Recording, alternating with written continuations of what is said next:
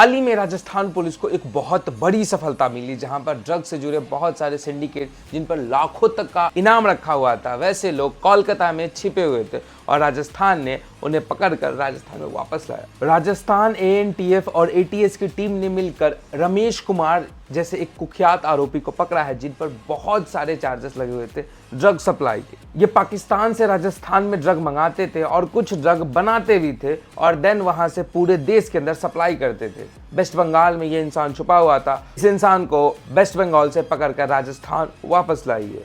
रमेश कुमार राजस्थान के उन टॉप 10 आरोपियों में आते हैं जिन्हें पुलिस 8 सालों से पकड़ने की कोशिश कर रही है, लेकिन आज तक वो पुलिस के नजरों से बचते रहे। उन पर लगभग 1 लाख का इनाम भी रखा हुआ है और 31 केस उन पर दर्ज है। और ये 31 केस छोटे मोटे नहीं, बहुत बड़े बड़े केसेस हैं, जिनमें मोस्टली ड्रग्स के केसेस है, जो कि हमारे देश को अंदर ही अंदर खोखला कर रहा है। राजस्थान पुलिस ने इस बार जो करके दिखाया है, वाकई हमें उन पर गर्व करनी चाहिए। लेकिन हमें सोचना होगा कि भारत में ऐसे केसेस हर गली हर नुक्कड़ पर होते रहते हैं। ये बहुत इंपॉर्टेंट है कि आपके गली मोहल्ले में जो भी कुछ चल रहा है वो आप पुलिस तक बताएं, और पुलिस का भी इंपॉर्टेंट है कि लोगों की बात सुनकर घूसखोरी न करते हुए असल मुद्दे पर काम करे और लोगों को इंसाफ दिला और ऐसे ड्रग के मामलों को रोक। पुलिस का ये भी मानना है कि मेफेड्रोन पूरे इंडिया के अंदर सप्लाई करने का सारा जिम्मा रमेश कुमार के हाथों में ही था। रमेश कुमार ही वो मास्टरमाइंड था जो कि पूरे इंडिया में एमडी नामक ड्रग्स को फैलाता था,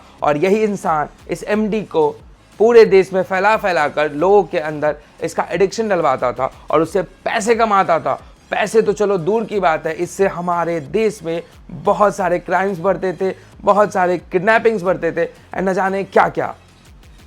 but at the end Ramesh Kumar को पुलिस ने पकड़ लिया है और बाड़मेर के डिस्ट्रिक्ट कोर्ट में जज के सामने पहुंचा दिया है। जज ने उन पर 2018 में एक किडनैपिंग से जुड़े मामले के लिए पूछताछ करने के लिए रखा है, एंड देन देखना होगा उन्हें क्या सजा मिलती है और उन पर क्या क्या आरोप लगाए जाते हैं, या फिर पुलिस घूस लेकर उन्हें छोड़ देगी और कोर्ट में जैसे बिके हुए हमारे जजेस हैं, आपने हाल ही में देखा होगा justice Verma Delhi high court के जज, तो ऐसे ही जजेस बिक कर क्या उसे छोड़ देंगे या सच में उसे सजा मिलेगी जिसका वो हकदार है। एट द एंड यही कहना चाहूँगा कि ये तो अगर ड्रग माफिया है, लेकिन आपको सोचना होगा कि आपके आसपास कोई ड्रग लेता है तो उसे जाइए, समझाइए, उसे बातें करिए, उसके लाइफ के मुश्किल हालातों को समझिए और कोशिश करिए कि आप एक इंसान जो ड्रग ना ले या फिर एक ऐसे इंसान को बदले जो कि ड्रग्स ले रहा है। इससे हमारे समाज में एक अच्छा इम्पैक्ट पड़ेगा। और आजकल के कॉलेजेस में, वर्क लाइफ कल्चर में ये बहुत नॉर्मल हो चुका है। ड्रग ले लो, गांजा ले लो, सिगरेट ले लो, अफीम ले लो। एक रूल है कि कोई भी पढ़ाने वाले इंस्टीट्यूशन मतलब कॉलेजेस और स्कूल के 100 मीटर के रेडियस में कोई भी पान, गुटखा, तंबाकू जैसे चीज़ें नहीं बेची जाएगी। लेकिन कमाल की बात यह है कि अगर आप देखें तो कोई भी ऐसा कॉलेज नहीं होगा जिसके 10 या 20 मीटर के दायरे में कोई एक सिगरेट का दुकान ना हो, गांजा का दुकान ना हो, गुटखा का दुकान ना हो। ये सब चीज़ें इतनी आसानी से मिल जाती है। एज लिमिट जो लगा हुआ होता है दारू पीने पर, उसका कोई वैल्यू नहीं होता। शॉप ओनर्स कभी देखते भी नहीं है कि बच्चा 18 साल से कम है या ज़्यादा है।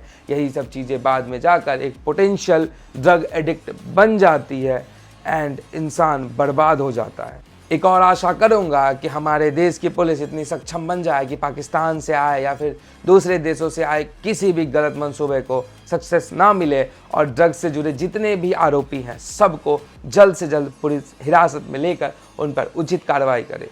इसी के साथ मेरा नाम था हर्ष और आप देख रहे थे क्लैरिटी भारत, साइनिंग ऑफ।